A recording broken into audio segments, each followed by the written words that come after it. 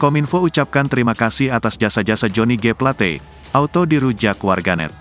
Seusai ditetapkan sebagai tersangka, jabatan Johnny G. Plate di Menkominfo digantikan oleh Mahfud MD. Lantas Kementerian Komunikasi dan Informatika mengucapkan terima kasih atas jasa-jasa Johnny selama menjabat di Menkominfo.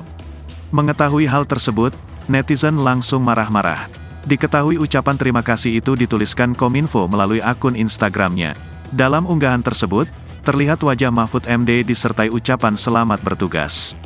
Namun dalam captionnya Kominfo justru mengucapkan terima kasih kepada Johnny.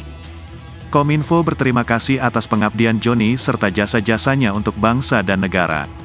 Sontak postingan tersebut langsung diberondong amarah dari netizen. Banyak warganet yang tidak setuju dengan ucapan terima kasih itu.